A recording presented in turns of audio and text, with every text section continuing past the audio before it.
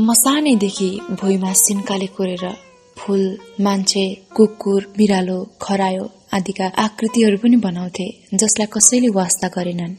अक्षरहरू लेख्ने, चिन्ने भइसकेपछि कहिलेकाहीँ कापीमा तिनै आकृतिहरू उतार्थे। त्यसलाई भने देख्ने मान्छेहरूले अलिकति भए पनि प्रशंसा गरिदिन्थे। म फुरुक्क पर्थे र फेरि पनि कोर्थे। घरका मान्छेहरूले देखे भने यसले कापी यही गरेर सक्दी रहेछ, यसलाई अब कापी इस किन्ने दिउँला त भनेर गाली गर्थे। तर पनि म कोरिरहन्थे।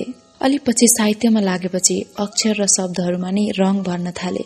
त्यसो गर्दा मन साह्रै आनन्दित हुन्थ्यो। कहिले काहीँ चित्र कोर्ने रहर लाग्दा त्यही कापीमा कोर्थे। कोर्ने रहर त्यसै सेलाएर बसेको थियो। तर मलाई आमाले कहिले काहीँ हाट बजार जाँदा लाउने सिउँदोको सिन्दुरको रातो रङ मन पर्थ्यो। मसीको कालो, नीलो, रातो रङ लाएर कोर्ने रहर त्यसै सेलाएर बसेको थियो। तर मलाई आमाले कहिले काहीँ हाट बजार जाँदा लाउने सिउँदोको सिन्दुरको रातो रङ मन पर्थ्यो। र ऐनामा हेरेर सिन्दुर खुट्टाले निधारमा लाउँथे टीका। तर एकछिनपछि चिलाएर सही नसक्नुहुन्थ्यो र बिबिर आउँथ्यो। रङ मेरो शरीरमा पर्न हुँदैन, एलर्जी हुन्छ। तर रङ खेल्न मन लाग्छ, दल्न मन लाग्छ। आफ्नो 6औं कृतिको विमोचन गराउन धरान गएको बेला 6-7 दिनको लामो बसाइ पर्यो। अब के गर्ने? त्यसै अत्यास लाग्दो भयो। गर्मीको मौसम भए पनि आकाश झ्याङ्ग उग्रिएको र कतै कतै बादलका सेता गुजुल्टा देखिन्थे। त्यो विशाल नीलो आकाशमा म त्यही नीलो आकाशलाई हेर्दै मदन सरको घरको कौसीमा बसिरहेकी थिए। त्यही बेला कवि कलाकार नरेन्द्र बहादुर श्रेष्ठ आइपुगे। उनी व्यापारी पनि हुन्। उनी पनि मेरो किताबको विमोचन गर्न भनेर काठमाडौँदेखि आएका रहेछन्। नौलो प्रतिबिम्बको आवरण चित्र उनैले कोरिदिएका थिए। भूमिका पनि उनैले लेखिदिएका थिए। हाम्रो भेट यस अगाडि पनि 2-4 पटक भइसकेको थियो। मेरो अलिकति बढी जिस्किने र ठट्टा गर्ने बानी छ। कुनै कुरा मन परेन भने सामुन्ने प्याच्च भनिदिने मेरो बानी पनि छ। त्यो दिन पनि उनलाई मैले साह्रो जिस्काए। आफू त व्यापारी मान्छे परिएन। ब्यागभरि पैसा बोक्न सकिएन। ब्यागभरि पैसा बोक्न नपाए पनि गुनासो छैन। यसो भन्दा अरू भए मसँग पक्कै रिसाउँथे। तर नरेन्द्र दाई रिसाएनन्। उल्टो हाहा गर्दै हाँसेर भने, के गर्नु, बाँच्नु पर्यो। मैले थपे, बाँच्ने बहानामा दुनियाँ ठग्ने काम नगर्नुहोस् है। उनी गम्भीर हुँदै भने, मसँग मान्छेको मन पनि छ। त्यसैले कविता लेख्छु, चित्र कोर्छु, मूर्ति बनाउँछु। ओहो, मैले त उनलाई निकै दुखाएछु पो भन्ने सोच्दै नजिकै रहेको कागजको खाली पानामा जिस्किँदै कुनै स्त्रीको अनुहार कोरे। उनी चुपचाप मेरो क्रियाकलाप निहालिरहेका थिए। जब कोर्न छोडेपछि बल्ल उनी बोले, झमकले मर्ने गरी भनेर छिट्टै उसलाई खुसी पार्न पनि जानेको रहेछ। ओहो, यत्रो समय मैले थाहा पाएको थिइनँ तिमीभित्र कलाको गुण छ। मलाई लाग्यो बेकारमा कोरेछु, जान्नु न तान्नु। उही हावामा कोरेकी थिए। उनले प्रशंसा गरिदिए बिना सित्ती।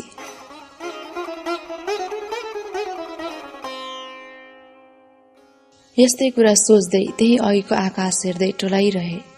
अहिले त अघिका बादलका सेता गुजुल्टाहरू छरिएर सुन्दर चित्र जस्तो बनेछ आकाश। आहा, कति सुन्दर दृश्य। मेरो मन आनन्दित र प्रफुल्लित हुँदै त्यतैतिर झुलिरह्यो। यता नरेन्द्र दाईप्रति मेरो ध्यानै गएन।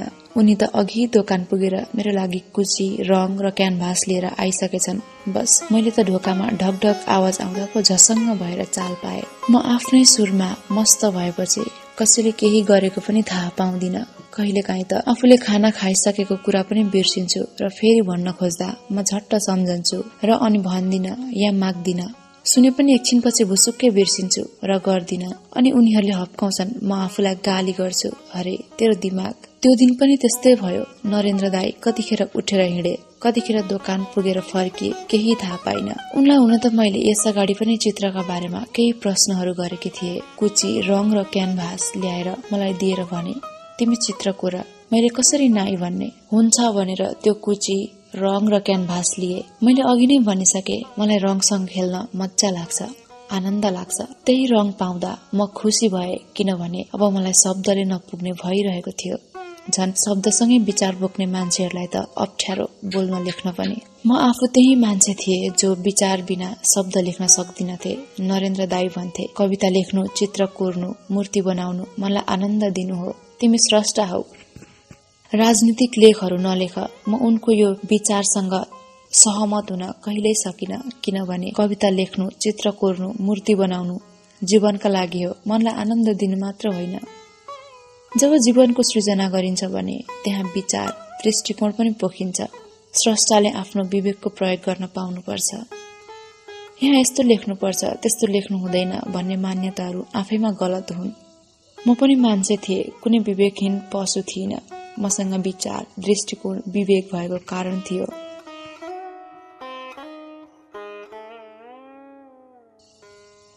मैले साहित्यलाई अयासीका लागि मात्र, मोज मस्तीका लागि मात्र लेखिने माध्यमको रूपमा कहिल्यै बुझिन र हेरिन। कल्पना र भावनाका गुजुल्टाहरू बिसाउने माध्यमको रूपमा पनि बुझिन, किनभने म जीवनलाई साहित्यमा जोड्न चाहन्थे, विचारलाई साहित्यमा उतार्न चाहन्थे। म शब्दमा जीवनको रङ खोज्थे, विचारको सुगन्ध खोज्थे र कलाको पारक खोज्थे। मसँग आफ्नै खालको दर्शन थियो। मैले नरेन्द्र दाइले दिएका कुची, रङ, क्यानभासले चित्रहरू कोरे। ती चित्रहरूमा पनि जीवनको रङ खोजे, विचारको रङ खोजे। मेरा चित्रहरू कति च्यातिए, कति केरमेट भए, कति सग्ला बने, त्यो त म भन्न सक्दिन। म तर यति चाहिँ भन्न सक्छु, म सिक्दै गरेको मान्छे न थिए। त्यसैले रङ पोख्दा अलिकति विशृङ्खलतासँग पोखियो, रेखा कोर्दा अलिकति असन्तुलित भयो होला।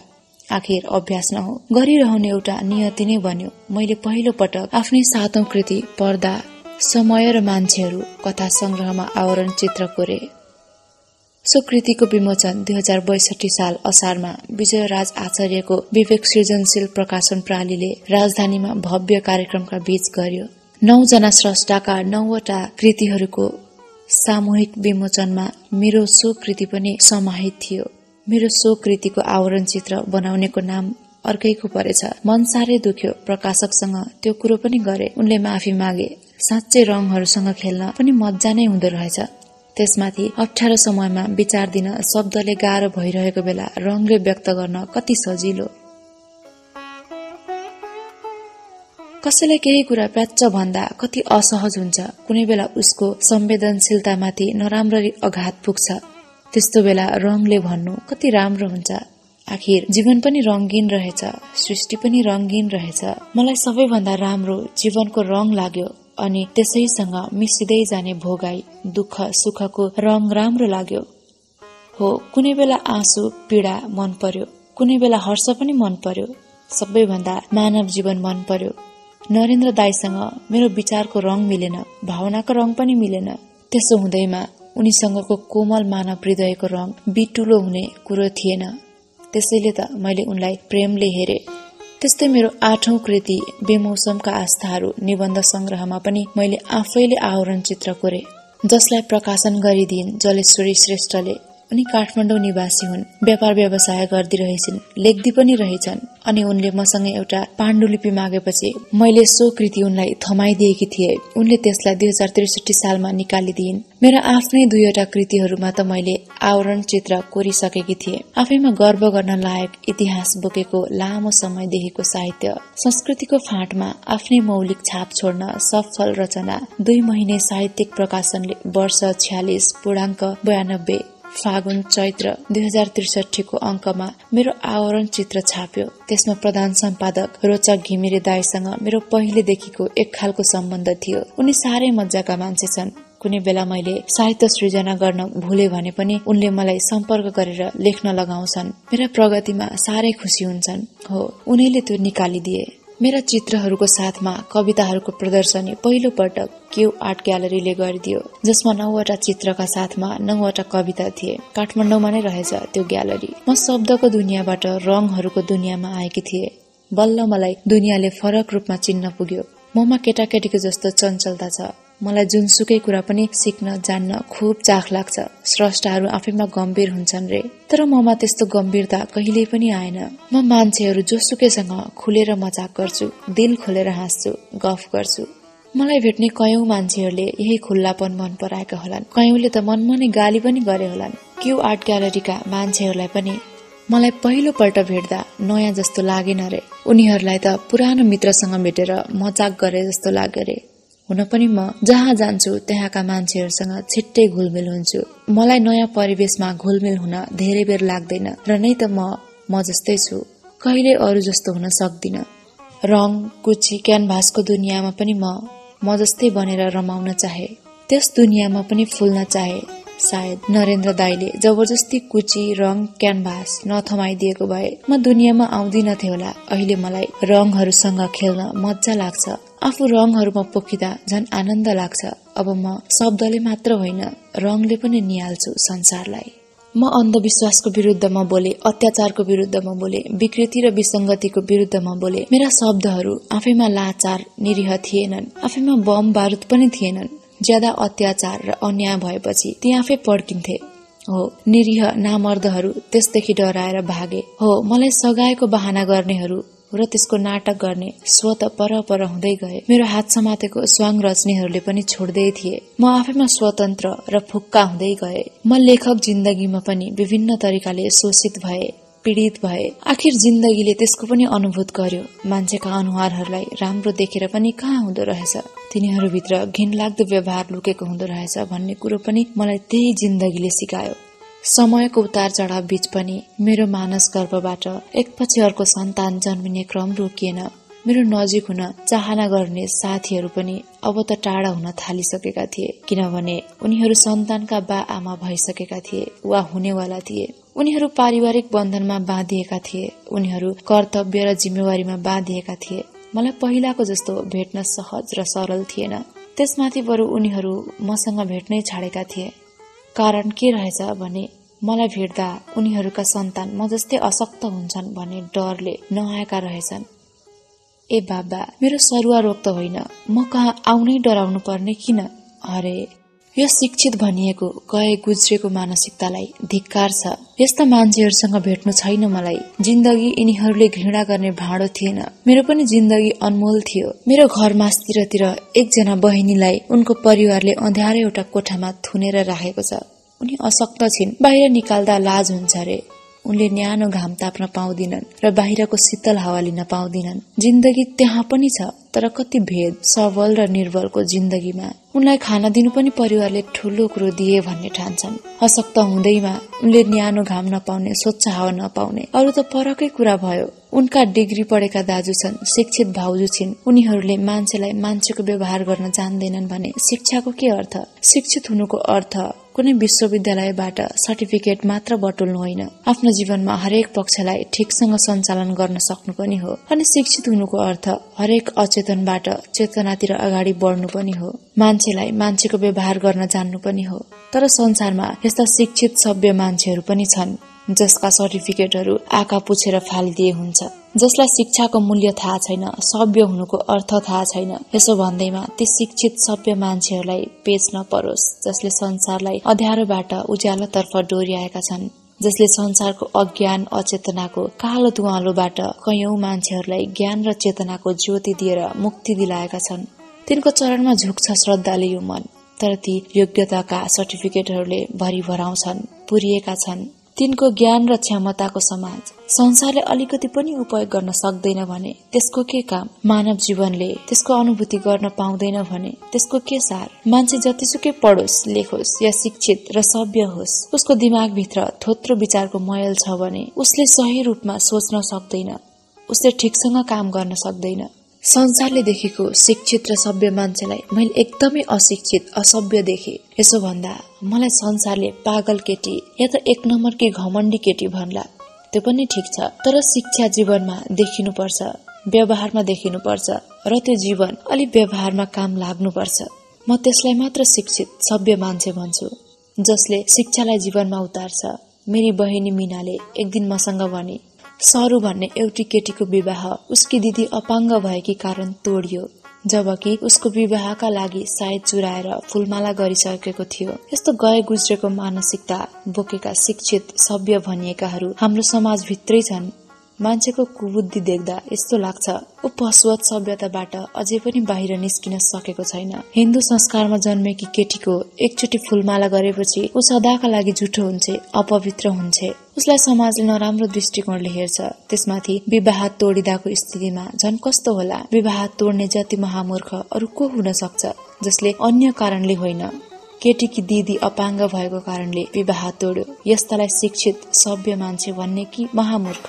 घिमिरे थर बताउने एकजना शिक्षकसँग मेरो भेट भएको थियो। त्यस भेटमा उनले आफ्नो घर मधेसतिर भएको बताउँथे। भेटका क्रममा के थाहा भयो भने उनी आफ्नो वंश नासिने भो भनेर साह्रै चिन्तित रहेछन्। उनका एउटा छोरा रहेछन्, ती सुस्त मनोस्थितिका रहेछन्। तिनको विवाह गराइदिएछन्, बुहारी हिँडिछन्।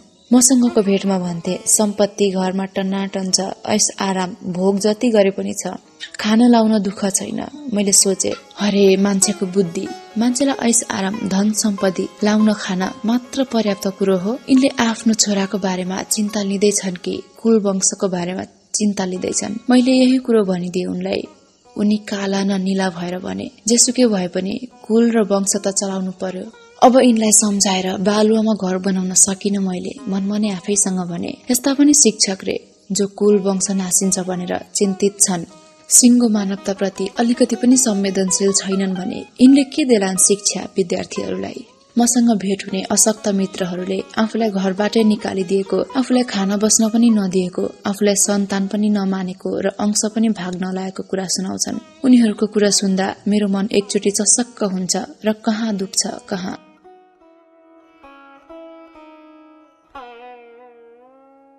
यो पनि 21औं शताब्दी रे भन्न पनि लाज मर्दो, जहाँ मान्छेले मान्छेको जीवन बाँच्न पाइरहेको छैन, मान्छेले मान्छेको व्यवहार पाइरहेको छैन। यो समयको एउटा टिट लाग्दो विडम्बना हो। संसार बुझ्नेहरू भन्छन् सबै मानव समान छन्, तर के संसारमा अँध्यारो कुनाभित्र थुनिएर बाँच्ने मान्छेका जीवनहरू समानताको सीमारेखाभित्र पर्छन्, जहाँ न्यानो घामको किरणहरू छिर्न पाउँदैन, हावा पनि छिर्न पाउँदैन। जीवन अझै कुन शताब्दीभित्र छ? सोच्दा मन छिया छिया भएर आउँछ, संवेदनाले भरिएर आउँछ। ती मान्छेहरूको जीवन देख्दा लाग्छ जीवन बाँच्नेका लागि मात्र त पशुले पनि बाँच्छ भने, मान्छे पो त अरू केही गर्न नसके पनि ती जीवनहरूमाथि भएको अत्याचार अन्यायको विरुद्धमा बोल्न लेख्न त सक्छु। मान्छेको दिमागमा संस्कार र संस्कृतिले थोपरेका अन्धविश्वासका काला धब्बाहरू मान्छे जतिसुकै शिक्षित सुसंस्कृत भए पनि फाट्न नसक्दा रहेछन्। मान्छेको विचारमा लागेका काला कल्मसका थेग्लाहरू हट्न हतपत सक्दो रहेनछ। यही कारणले मसँग नजिक हुने केही मित्रहरू मदेखि पर भए। उनीहरूलाई आफ्नै आत्माप्रति श्रद्धा थिएन। त्यसो हुनु भनेको आफैप्रति आस्था नहुनु र अन्य कुराप्रति विश्वास हुनु हो। त्यसैले त अन्धविश्वासका दलदलमा यसरी भासिए जसबाट बाहिर निस्किन सकेनन्। अनि मानव हृदयको कोमलतालाई उनीहरूले कहिल्यै बुझ्न सकेनन्। त्यसभित्रको सुन्दरतालाई पनि उनीहरूले चिन्न सकेनन्। यो कारण उनीहरू स्वयं होइनन्, उनीहरूको दिमागमा बसेको वर्षौंदेखिको संस्कार र संस्कृतिको विसंगति हो। अनि विचार र बुद्धिमा लागेको त्यसको कालो दाग यसको कारण हो। आखिर संसार यस्तै दुःख सुख बीच चल्दो रहेछ, जीवन पनि चल्दो रहेछ। मैले जीवनलाई कहिल्यै घृणा गरिन र त मान्छे हुनाको सार बुझे, मान्छेको अर्थ बुझे। जो मलाई देख्दा अपवित्र र अगतिको प्रतीक ठानेर आफ्ना सन्तान म जस्तै अशक्त हुन्छन् भन्ने त्रासले टाढा भए। तिनीहरूप्रति मेरो गुनासो कहिल्यै भएन, बरु मैले मनमनै कामना गरे उनीहरूको भलो होस्। आखिर जो टाढा जो नजिक भए पनि मैले जीवनको लडाई लड्नु नै थियो। मैले जीवनको लडाई एक्लै लडिरहे। जे जस्तो भए पनि आफ्नो कर्तव्य र दायित्व आफ्नो ठाउँबाट निर्वाह गरिरहे। आफ्नो इमानबाट कतै पनि चुके भने पनि कहीँ कतै थोरै चुके होला, त्यो इतिहासले बताउला। यति ठूलो संसारमा मलाई हेय दृष्टिकोणले हेर्ने मान्छे मात्र थिएनन्, सकारात्मक दृष्टिकोणले हेर्ने मान्छे, माया गर्ने मान्छे पनि थिए। उनीहरूले मलाई सधैँ मायाको आँखाले हेरे, प्रेमको कोणबाट हेरे। उनीहरूले मलाई माया प्रेम दिए किनभने उनीहरूको मन सुन्दर र कोमल थियो। उनीहरूका आँखा फूलका थिए र त मलाई फूलै देखे। ममा भएको कुनै विकार देखेनन्। मदेखि भाग्नेहरू सधैँ भागिरहे। सायद उनीहरू सपनामा पनि मलाई देखे भने विपनामा बिउजिएर शराब्दै बिहानै उठेर नदेखौं भन्ने कामना साथ तुलसीको मठ अथवा कुवाधारामा पुगेर पानी चढाउँथे होलान्। उनीहरू आफ्नै आत्मादेखि पनि भागिरहेका थिए। प्रश्न टक्क उभियो, यिनलाई शिक्षित सभ्य भन्ने कि अन्धविश्वासी? यिनको दिमागमा बसेको अन्धविश्वासको काती कहिले हट्ने होला? त्यो अन्धविश्वासको कालो बादल फाटे कति जाति हुन्थ्यो। त्यो समय चारैतिर हत्या बलात्कार आतंकबाट जर्जर बनेको थियो देश। सेनाहरू भन्थे युद्ध हामीले जित्यौं, विद्रोहीहरू भन्थे युद्ध हामीले जित्यौं। खोइ युद्ध कसले जित्यो र कसले हार्यो कुन्नी तलका मान्छेहरूलाई केही थाहा थिएन। उनीहरू त दुवै पक्षलाई जम्का भेटुँदा निरीह भएर हो युद्ध तिमीले जित्यौ भन्थे, किनभने दुवै पक्षसँग बन्दुक थियो। उनीहरूलाई अलिकति शंका लागे त्यो बन्दुक सिधै जनतामाथि फर्किएर सोझिन्थ्यो, पड्किन्थ्यो र जनताको लास भुइँमा रक्ताम्य बनेर पुर्लुक्क लड्थ्यो। अनि जीवन एकछिनमा निष्प्राण बनेर मुर्दामा रूपान्तरित हुन्थ्यो र सोझ्याउनेहरू विजयको सास फेर्दै भन्थे होलान्, हाम्रा दुश्मनको यही हविगत हुन्छ। कति निर्दयता र निष्ठुरता जसमा मान्छेको हृदय छैन। बन्दुकले जसलाई निले पनि उही नेपाल आमाका सन्तानलाई निल्थ्यो। उनैलाई चोट लाग्थ्यो, तर उनको पीडा कसले बुझ्यो अनि उनका आँखाबाट बगेको आँसु कसले बुझ्यो? त्यो धरती वधशालाको रूपमा परिणत भयो, जहाँ जसको पनि वध गर्न सकिन्थ्यो।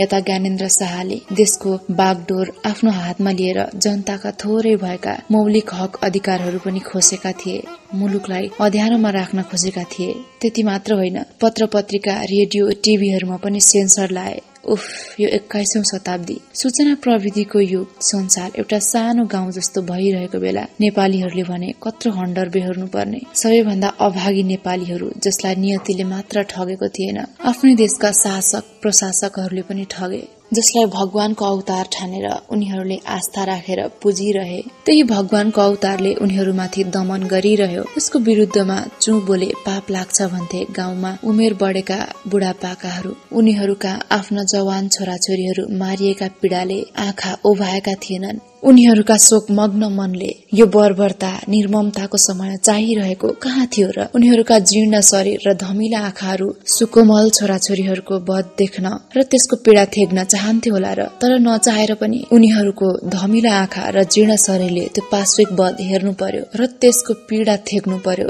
तर पनि उनीहरू मौन थिए, किनभने उनीहरूका भगवानका अवतारले गरेको निर्मम व्यवहार पनि मान्य थियो। बोले महापाप लाग्थ्यो। मानव मन न हो, अति भएपछि सहन गाह्रो हुन्छ। बुढापाकाहरू पनि बिस्तारै बोल्न थाले। यो अति भो, रगतको खोलो पनि पिउँदो रहेछ यो अवतारले। यसलाई टिपेर मिल्काउन पाए क्या हाई सन्चो हुन्थ्यो। हो, ज्ञानेन्द्र शाहको विरुद्धमा बोले लेखेमा गोली हान्ने आदेश थियो। उनको आदेश पालना गर्न खटिएका थिए सेना र पुलिसहरू। उनीहरू यति छाडा थिए जसलाई जे गर्न पनि स्वतन्त्र थिए। समय यति अप्ठ्यारो थियो, मानवताका पक्षमा लेख्ने बोल्नेहरूको जतिखेर पनि कलम भाँचिन सक्थ्यो, हात खुट्टा भाँचिन सक्थे, अथवा ज्यानै पनि जान सक्थ्यो। जीवन यति असुरक्षित थियो त्यो समयमा। कालले जसलाई जतिखेर पनि सर्लक्क निल्न सक्थ्यो अनि मान्छे जतिखेर पनि गायब हुन सक्थ्यो। यस्तो आफैमा अप्ठ्यारो समयमा कलमको धर्म निर्वाह गर्नु आफैमा सजिलो काम थिएन। म यही काम गरिरहेकी थिए। बन्दुक र बारुदको घेराभित्रबाट शब्द खेलाउनु भनेको कम चुनौतीपूर्ण कुरो थिएन। झन् बन्दुकको शासनमा त्यस विरुद्धका शब्दहरू कलमले ओकल्दा के आगो नहुन्। बन्दुकका मालिकहरू यही आगोभित्र परेर पड्किँदै थिए शब्दहरू।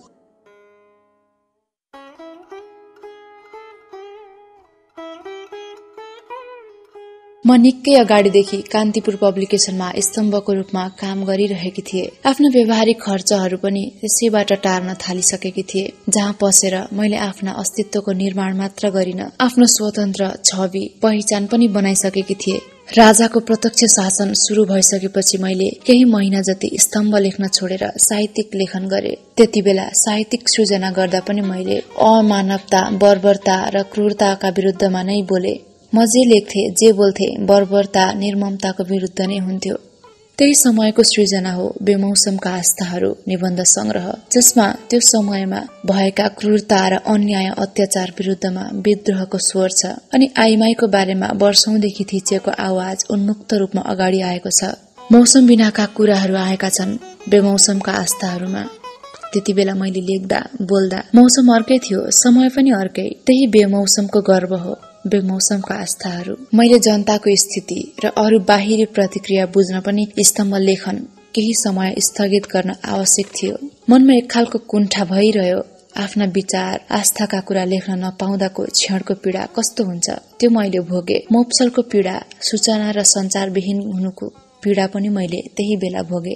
त्यति बेला कान्तिपुरका सम्पादक नारायण वाग्ले थिए। उनीसँग पनि मेरो सम्बन्ध सुमधुरै थियो। उनी बडो मिजासिला मान्छे थिए। बडो सकारात्मक दृष्टिकोण बोकेका मान्छे हुनाले मलाई उनीसँग घुलमिल हुन गाह्रो भएन। हुन त उनी सम्पादक, म स्तम्भकार, दुवैले फरक फरक काम गर्नुपर्ने। तर म र उनी बीच सम्बन्ध जोड्ने काम लेखले गर्यो। त्यही लेख लेख्ने काम मैले गर्नु पर्थ्यो। उनले चाहेको भए मसँग सम्बन्ध नराख्न पनि सक्थे, तर पनि उनले एक खालको सम्बन्ध मसँग राखे। म कहिलेकाहीँ जिस्काउँथे पनि, क्या हो नारायण दाई, बिर्सेको? उनी कहिल्यै रिसाएनन्। मसँग एसएमएस गरेर भन्थे, "लाई सम्झिरहेको छु।" मलाई आनन्द लाग्थ्यो। त्यो भनाइभित्र आत्मीयता थियो, आफ्नोपन थियो। साँच्चै मिजासिलो मान्छे थिए नारायण दाई। त्यो समयमा कान्तिपुरका एक एक शब्दको सम्पादन गर्दा सेनाको विशेष निगरानीमा गर्नु पर्थ्यो रे। शब्दहरू बन्दुकको घेराभित्रबाट बाहिर निस्कनु पर्थ्यो। मेरा शब्दहरू नकाटी निकालिदिन्थे नारायण दाइले। झन् मसँग आगो हुँदै थिए ज्ञानेन्द्र शाहका मान्छेहरू। उनीहरू चाहन्थे होलान् मलाई सिद्ध्याइहालौं, तर खै किन हो उनीहरूले सिद्ध्याउन सकेनन्। पहिले राम राज्य कृष्ण राज्यको बारेमा त सानैदेखि धेर थोर कुरा सुन्दै पढ्दै आएकी थिए। रामले राजा भइसकेपछि आफ्ना सबै जनतालाई खुसी र सुखी राखेका थिए रे। कृष्णले पनि आफू राजा भइसकेपछि सबै मान्छेलाई खुसी र सुखी राखेका थिए रे। त्यसो त रावण र कंसको राज्यमा पनि जनता बेखुसी कहाँ थिए र? उनीहरूले पनि जनतालाई सुख सयल ओखाइ पोखाइ दिएकै हुन्। इतिहासका देउता मानव दानव जुनसुकै राजा महाराजाहरू हुन्, जनताको हित नै सोचेका छन्। आफूलाई भगवानको अवतार ठान्ने नेपालको राजतन्त्रले कहिले जनहित सोचेन। त्यसैका अंश ज्ञानेन्द्रको शासन शुरू भइसकेपछि मान्छे मार्ने र मर्ने क्रम तीव्र रूपमा बढ्यो। कोही त सहन नसकेर भन्थे यो अवतारले उद्धुमै मचायो। कुन दिन देशले रक्तपात थाम्न नसकेर प्रलय हुन्छ अनि ऊ आफै सिद्धिन्छ र आनन्द हुन्छ। हुन पनि हो, देशमा रगत यसरी बग्यो कि देशै रक्ताम्य बन्यो। मैले अवतारका यी सारा मान्छेहरूले त अवतारको ताण्डव भोगिरहेकी थिए। मैले अवतारका यी सारा कुराहरू देखिरहेकी थिए, भोगिरहेकी थिए। यो अवतारका वरिपरिका मान्छेहरूले त अवतारको ताण्डव नृत्यलाई राम्रो भन्ने भइहाले। तिनका आसेपासेहरूले पनि राम्रो भन्ने भइहाले। सायद अवतारहरूलाई थोरै मान्छेले राम्रो भने पनि ऊ धेरै मान्छेले राम्रो भने भन्ने सोच्थ्यो। उसलाई मनमा नै खुसी लाग्थ्यो क्यारे। आफ्नो कामदेखि प्रफुल्ल हुँदै उन्मादको सास फेर्दै थियो। खुसी र हर्षका पलहरू मान्छेका रगतका भलहरूमा डुब्दै मनाउँदै थियो। सिङ्गो मानव बस्तीलाई मसान घाटको रूपमा बदल्न चाहन्थ्यो त्यो निर्दयी अवतार। त्यसको वरिपरि घुम्ने मान्छेहरू मसँग भेट हुँदा भन्थे, मान्छे कति अनुशासित भएका छन्। महाराजको शासन शुरू भएपछि हामीलाई त आनन्द भएको छ, तिमी पनि धेरै राजनीति नगर।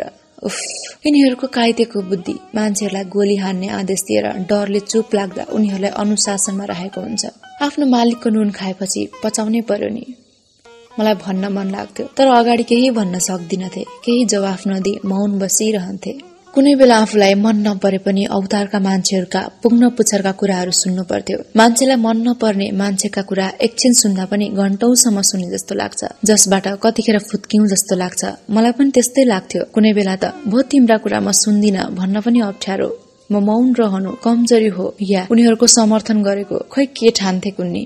तर म जनताकी छोरी चेली थिए जसप्रति बेइमानी गर्न कहिल्यै सकिन भन्ने यिनीहरूले काइते बुद्धिले के बुझोस्। त्यो समयमा निकै गाह्रो थियो न्याय प्रेमी मान्छेलाई। म पनि त्यही जमात भित्रकी मान्छे थिए, त्यसै पनि गाह्रो थियो। यता परिवारले पनि त्यति बेला अवैधानिक काम गरिस् भन्दै एक खालको मानसिक यातना दिएको थियो। यी सम्बन्धका नाममा उभिएका आफ्नाहरूको दिमागभरि गोबर भरिएको थियो। यी आफ्ना हुन् कि त्यस नामका ऐजेरू? कहिले काहीँ ममा अनायासै प्रश्न उठ्ने गर्थ्यो, साँच्चै सम्बन्धको जग त्यतिखेर हल्लिँदो रहेछ जब सम्बन्धले आफूलाई बुझ्दैन र आफूले सम्बन्धलाई बुझिँदैन। जो सम्बन्ध दाजुभाइ बाबुआमा दिदी बहिनीको छ त्यो केही पनि होइन रहेछ।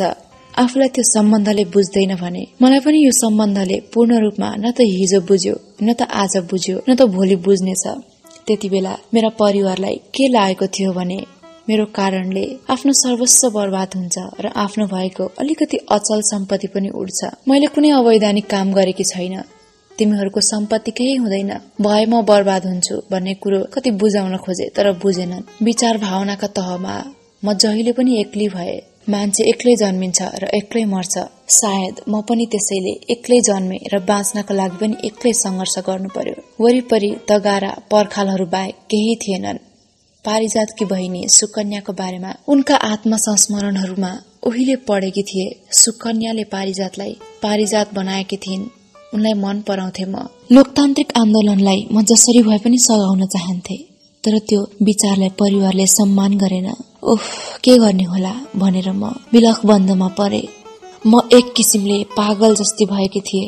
यो समयमा मैले लेखेका लेख रचनाहरू मन्द बुद्धि भएका मान्छेहरूका आँखा छलेर लोकतान्त्रिक आन्दोलनका पक्षधर पत्र पत्रिकासम्म पुर्याउने काम गरी बहिनी मीनाले यसरी म लोकतान्त्रिक आन्दोलनमा अप्रत्यक्ष रूपमा सहभागी भए। सबै मान्छे सडकमा निस्किन पनि सक्दैनन्। म यही मान्छे हुँ जसले कलम, अक्षर, शब्दहरू मार्फत त्यसमा सामेल हुन सके। शरीरले सामेल हुन पाएन। साथीहरू कहिलेकाहीँ भेटमा भन्ने गर्थे, बाफ रे, कसैले आँट गर्न नसकेको तिमी सृजनामा बोल्यौ, स्याबास छ झमक। मीनाले मेरा सृजनाहरू बाहिर लगेर लोकतान्त्रिक आन्दोलनको महासागरसम्म मिस्ने काम मात्र गरिन, हरेक कदमलाई मन, वचन, कर्मले सघाउने काम पनि गरे। मलाई सघाउने यो कतै नदेखिएकी, नचिनिएकी एउटा योद्धालाई सलाम। गाउँका बुजुर्ग भनिनेहरू डरले मुन्टो टाङमुनि हालेर बसेका थिए। उनीहरू लोकतन्त्रको नाभिमै किरा लागोस् भन्ने चाहन्थे। त्यसैले सोझा सिधा मान्छेहरूलाई भड्काउन तम्सेका थिए।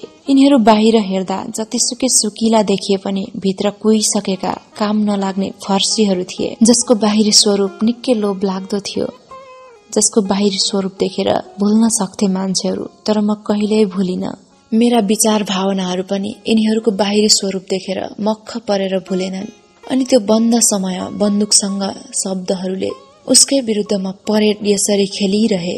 मौन समयसँग बोलिरहे। कलमबाट फुत्त फुत्त निस्किएर अक्षर र शब्दहरू यसरी बोलिरहे। देश, म र आकांक्षा।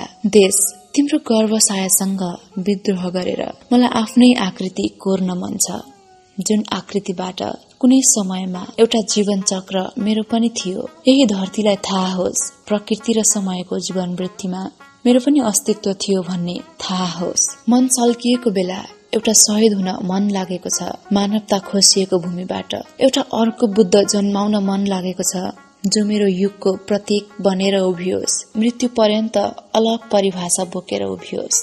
देश, तिमीलाई बलात्कार गरेर एउटा परिवर्तनको युग जन्माउन मन छ। त्यो युगमा एउटा उत्साहको घाम लागोस्, जुन पनि त्यो विशाल आकाशमा आफ्नै स्वच्छानन्द बोकेर हाँसोस्। थुप्रै मनहरू रोएको बेला मलाई अलग रुवाई रुन मन छ, जुन रुवाईपछि एउटा मिठो आभास होस्। जुन रुवाई मलाई तिम्रै काखमा बसेर रुने मन छ, जो मानवताको स्वरहरू लिएर साक्खै तिम्रो कानमा गुन्जियोस्। देश, तिम्रो कोख प्रसव वेदनाले थलिएको बेला, तिम्रा आँखाबाट त्यसको बाढी उर्लिएको बेला मलाई एउटा सत्य कुरा खोल्न मन छ। थुप्रै असत्यबाट एउटा सत्य ओकल्न मन छ। तिम्रो कोख अझै उजाड बनेको छैन। तिम्रो मातृत्वमा कुनै खोट छैन। तिम्रो कोखबाट सपुत मात्र होइन, कपुतहरू पनि जन्मिरहेछन्, जसले तिम्रो मातृत्वको अपमान गरिरहेछन्। तिम्रो गर्भमा बसेर तिम्रै विरुद्ध धावा बोलिरहेछन्। यति बेला मलाई प्रश्न गर्न मन लाग्छ, तिम्रो सन्तान कुन हो? के मेरा आँखाले परिवर्तनको सपना देख्नु पाप हो? मनले सुन्दर जगतको कल्पना गर्नु अपराध हो? ए आमा, तिम्रा ओठहरू किन मौन? तिम्रो मन किन स्तब्ध हो? आमा, तिमीलाई यो प्रश्न छ। यो गल्ती हो भने फुटाइदेऊ मेरा आँखा, यो पाप हो भने तोडिदेऊ कल्पना। देश, तिम्रो आत्मा मृत्यु युगसँगै पोलिएको बेला म समयको कसम खाएर भन्छु, तिम्रो कोखबाट एउटा नयाँ बुद्ध जन्मिनु पर्छ। देश, तिम्रो कोखबाट मलाई एउटा बुद्ध जन्माउन मन लागेको छ। देश, तिम्रो करणी गरेर मलाई नवयुग जन्माउन मन लागेको छ।